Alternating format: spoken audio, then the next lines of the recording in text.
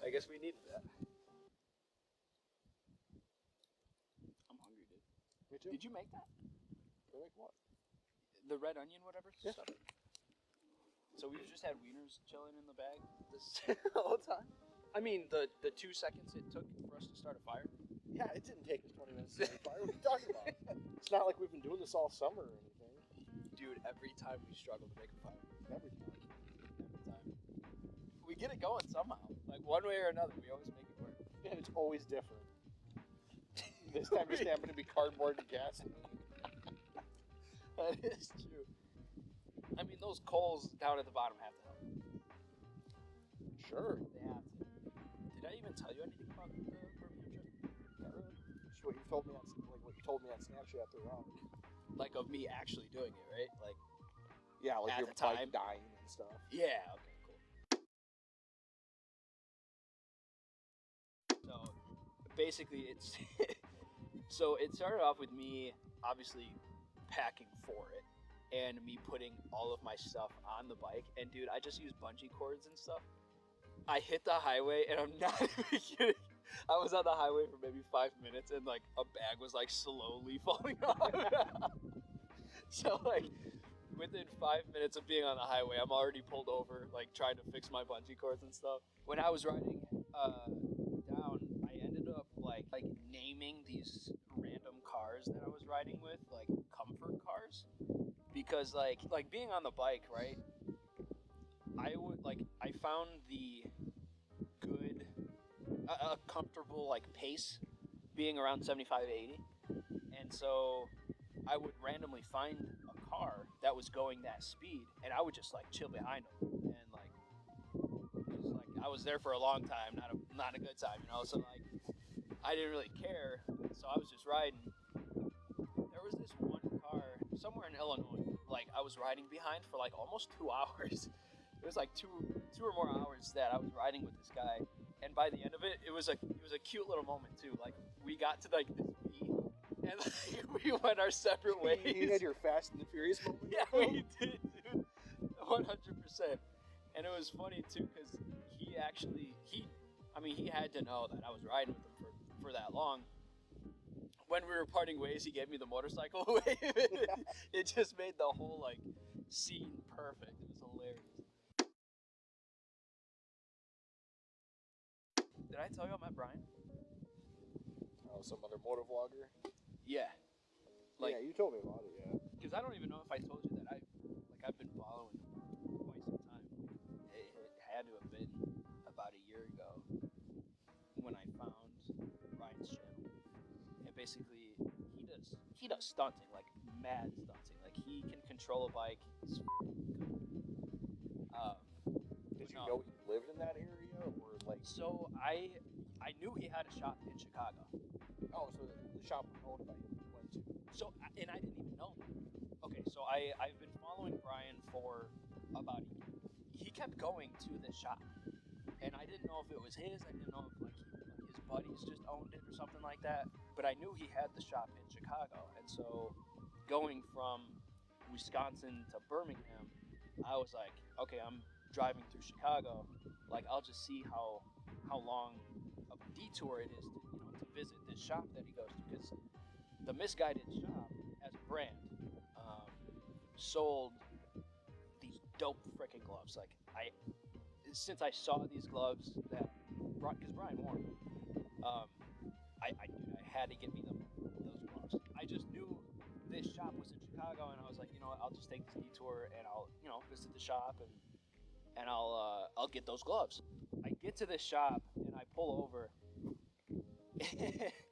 And I'm not even kidding. The very first bike I see parked outside is a nut brown Honda Navi, dude. I thought it was great because, with that being my first bike, I thought it was perfect. And so I pulled up. I'm walking into the shop or whatever, and I've seen this shop on its videos before. Like I'm very aware of its existence, right? I walk in. There's a couple guys in the shop, whatever. This dude at the counter welcomes me in. It's like, he asked where I was from. because he saw me pull up with like the pack and like all the stuff on. He asked where I was coming from, and I told him whatever, and he introduced himself to Brian. And I'm like, because we haven't had enough dialogue for me to recognize his voice. Yeah. But another thing, like I've never seen his face before, because in all of his videos, he's got the helmet on. So I had no idea what this dude looked like or anything. And, you know, when he introduced himself as Brian, I'm like, the Brian, huh? And he was like, yeah, that's me. I was like, dude, what the I had no, like, actual expectation that he would be there. Was he working his own shop then? Dude, come to find out, it's his shop. Oh, you didn't know it was. I had no idea. Yeah, I mean, like I said, I've been following him for about a year, but I didn't actually, like, put the pieces together that it was his brand, his shop, everything. I gave him my card. This was after I bought those Bombas gloves, by the way. Gave him my card, kind of just talking about YouTube stuff, and he pulled my channel up, and he subbed to my channel, and he had the shop's YouTube sub to my channel. That's dope. I was gonna say, you didn't tell me that. Yeah, dude. So my 90th sub and my 91st sub is fucking Brian636. That's cool. Craziest thing. Once that was all said and done, he had one of his guys, Adrian, to like record my bike. So we went back outside. He kind of filmed, you know, my bike and stuff like that, and he was asking questions, where I came from, stuff like. But me as a viewer, being in that situation, like, all right, I'm outside misguided. He's filming my bike. Like, I didn't know what to do. Like, I was just, usually when I'm on camera, it's because I put the camera there. Right. Not someone else's camera on a very successful channel, like, recording me. So having the opportunity to meet him was crazy. Actually, one thing I didn't mention with the Brian situation, he just got back from Birmingham. And so that was one thing that we were talking about too, was just like the fact that he had just gotten back from the trip. Like, he did the exact trip that I did to Birmingham, he did reverse. Oh, it was super cool. So after that, you know, it was riding smooth up until I ran out of gas. And Oh my God. dude, I was looking at. You got a gas gauge on this one, and you still ran out of gas? I did. No, I didn't actually run out, but I was pushing it because I realized I was low, and then I'm like, oh, I need to look for a gas station. So I pulled up the closest gas station, and it was like 15 minutes away. Dude, I'm not kidding. The time it took for me to get there, my gas gauge was nothing. It was nothing, dude. I don't know how I managed to make it, but it's weird because it'll be full for like 80% of the ride, and then like it just immediately tanks. I don't know what it is. The rest of the trip was fairly simple, other than the fact that my bike broke down. And it only broke down at the campsite, right? So the rest of the way, I'm not even kidding you, from the point, from the time I almost ran out of gas to the campsite was fine, but I noticed when I was stopping for gas, the bike wouldn't like want to start up right away, and so it was kind of freaking me out. But it would start, you know. So I was like, oh, whatever. So I got on, and I would ride another 2 to 3 hours, and then I fill up for gas, and then, you know, so on and so forth. But What's then, it to do with the new charger you put on it? yeah, basically, because I got to the campsite, and so there's like a gatekeeper, right? You like pay to get into the campsite, but because I already had a reservation, I didn't have to pay for the site itself because I had already paid for it. So I get to the gatekeeper, and of course, out of respect, I turn the bike off so I can actually talk to the guy, right? I do that at like drive-thrus or whatever. Like, I'll turn the bike off so I'm not like in the background. Well, I turn the bike off, I pay the dude, and I go to start the bike, and it's just chugging. It's not kicking on. And I'm like, I have a mile, and like I'm literally at the door for the campsite, so I have a mile until my site, and I just need to get there. Like, it just wouldn't crank over, and I had to pull off so traffic could continue to get through the site. And so the gatekeeper is part of the DNR. Like it's a DNR guy. Well, one of the other DNR guys ended up pulling up, helping me. Like, he went and got a jumper pack, whatever. We jumped it. It ended up kicking on, and I'm like, all right, sweet. I ride a mile up to the site, and I just ended up like unloading. You know, I didn't leave the bike on or anything. I just, because people are sleeping. It's like 11 o'clock by the time I get there. Like between the traffic and just me driving was terrible. So basically, I get to the site, people are sleeping. I didn't want to leave the bike on, so I turned it off. I set up camp, and the last third of my ride was just on and off rain. So everything at the site is soaked. I didn't even have a chance to like go stop and get food to cook, because the whole idea was I would get to the campsite, I'd either have food or I would go out and get food, you know, to cook on the fire. Well, it was not only 11 o'clock, and I was tired for riding 7 to 10 hours. I don't even know at this point. Well, I got to the site, unloaded. I'm like, you know what? I'll be lucky if the bike even starts right now. I'm just going to bed. Like, I just set up camp, went to bed, and dude, this tent that I got, I'm not even kidding you, was shorter than I am tall. Yeah. I ended up waking up with my feet through the tent, like, and everything was just soaked. Like the condensation was inside and out the tent. It was just so like, because the water from outside and it just being rainy, like it was just, everything was soaked. I was like so worried about my bike not starting. I was just like, you know what? I'm just gonna pack up.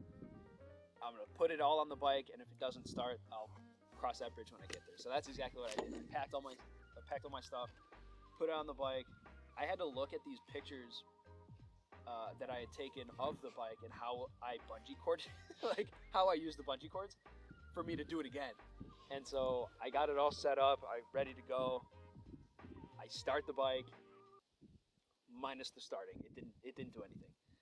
And so I got on the phone. I called the like front desk, I guess, and they sent someone from the DNR. Same thing as the night before. They jumped me, and the DNR guy noticed one of the terminals was like mad loose, and I don't know. I ended up just taking the charger, the phone charger that I got for this trip, which I will say was a lifesaver because I didn't have to worry about my phone dying or anything. But I think it was significantly draining my battery, one way or another. I probably didn't attach it right or something in the first installation, but I ended up taking it off, and dude, it started right up, immediately up. And so I'm like, oh my God, thank God. I get on the bike, and I first stop, Walmart. Because, dude, I had gone probably at that point like 12 hours without food. I was like dying. By the time I got to Walmart, it was like a 30-minute drive. By the time I got to Walmart, I felt dizzy. I was so like dehydrated. I needed food because I hadn't eaten. And so I got to Walmart and I bought one of those jumper packs just in case. I'm like, who knows? I was only halfway to Birmingham. I was in Indiana. Right. And so I'm like, I still have 7+ hours to ride. Who knows what's going to happen? So I ended up getting food. I stopped at the good old Subway in Walmart. And I ended up getting all that stuff together, getting back to the bike, and it started up right away. No jump needed. And I'm like, all right, let's go. So I ended up going to a gas station, but I was scared to stop for gas because, one, I didn't really need gas, but like to have a full tank, you know, I was like half tank. I was scared to turn it off again because at that point I was like, okay, I drove from the campsite to Walmart and turned it off, and it turned on just fine. But I didn't know if like me starting it again would have used so much battery power that I would have been screwed if I stopped for gas and turned it off again. So I just ended up riding another 30 minutes to like a gas station. At that point, I felt like, okay, my battery should be charged. I turned it off. And then I was just, at that point, just good to go. I got to, so it was the Tennessee-Alabama border. I was on I-65. I don't know if you've ever been south. Dude, I-65 is the craziest interstate I've ever driven on. Just traffic-wise, or? No, not because of the traffic. Because of what the traffic was doing. Like, dude, I crossed the border, like the state border, and into Birmingham, or into Alabama, and I'm not even kidding you, everyone in the slow lane was going 80 or more. Good lord. People in the fast lane, dude, it was 90 plus, dude. It was like they were going. Getting there fast. They had places to be, dude. And it was crazy because I have been in Birmingham before, but the only time I really rode on I-65 was like in town. And so it wasn't really that big of a deal, because in town I think it's like maybe 3 lanes each way. Sure. Dude, in the heat of it, it's like 6. It's like 6 lanes in, 6 out. God, on a bike. Whoa. On a bike was scary, man. So that was my experience going into Alabama. It was just like 90 plus everywhere. But the day after that, we had a flight to catch at like noon. But like once we got to Birmingham, I ended up getting my Milky Way drink. You know what I'm talking about? Oh yeah. Yeah, dude. So I got one of those. I got a chili to go, which I didn't know you could eat on a plane. Like, I didn't know you could bring food from the airport to the actual plane. Yeah, as long as it's past the TSA checkpoints. Yeah, I had no idea. So I got a chili to go, and then, you know, the rest of the way was pretty much just, smooth sailing, legitimately. And we had gotten to Detroit. Dude, we had like a 3-hour layover. So we were just chilling in Detroit for like ever, it felt like. Because the flight from Alabama to Michigan, dude, the time zone difference was throwing me off so bad, because it's weird that between Wisconsin, Illinois, and Alabama is all the same time zone. Mm-hmm. But one state, one state over, like, was an hour difference. But when we flew from, it was weird, because we flew, you know, Birmingham to Michigan, whatever time that was, I don't even remember. But the flight from Michigan back to Chicago, or actually from, you know, to Appleton, was no time because of the time zone. So we were in the air for an hour, but we left at like 9 p.m. Gained your hour back. And we got there at 9 p.m. Yeah, it was so weird. That's weird. So it kept screwing us up. My mother and I she sat in front of me on the Detroit to Appleton plane, and I had no window. Like, the window was like quite literally like equal to where our seats were, and so the guy who had the window seat was just staring out the window the whole time, and I had like nothing. So it was a pretty dumb Detroit to Appleton flight, but it was an hour. So like we were up in the air, and then I was gonna say it was like my Appleton to Chicago flight. It was like 35 or 40 minutes. Yeah, just like up down. Pretty much. That's pretty much what it felt like. So there was no real worry with that. But yeah, dude, Appleton's a pretty tiny airport. Yeah, I think it's got 5 or 6 terminals. Yeah, it's not many. Huh. I was gonna say, because when I took my flight when I went for work when I went down to West Virginia, I mean, it was just like, it's like one hallway and you hit all the terminals. Wow. Okay. Huh.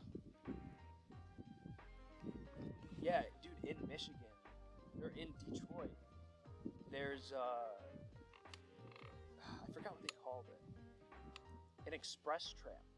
Mm-hmm. Dude, that was the coolest thing ever. Like, it went the whole, like, well, there's 2 of them, but they went like the whole length, like from the food the actual terminals. Yeah. I was gonna say there's a lot of like bigger airports that have them. Really? Yeah. That was my first time seeing something like that. I thought it was pretty sweet. I think it was DC, but we had it was weird because like we left from Chicago, went to Texas, and then from Texas to DC. Okay. So we just had a small jet from Chicago to Texas, but the Texas one had that too. Because like we had like I think 40 minutes to hit our terminal for a flight left. Yeah. And it was like on the other side of a massive airport. I don't remember which one it was, but that's how we had to get to it, using like that tram system. Okay. That was the first airport that I've ever been that had a train. So I'm like, what the hell is this? Like, it was so cool. So yeah, we got to ride that or whatever. And then, yeah, the rest of the ride, whatever. I think that's all I wanted to talk about. How do I delete this? You hit the record button. I know how to use it. Oh, I'm freezing. Yo, 23% left.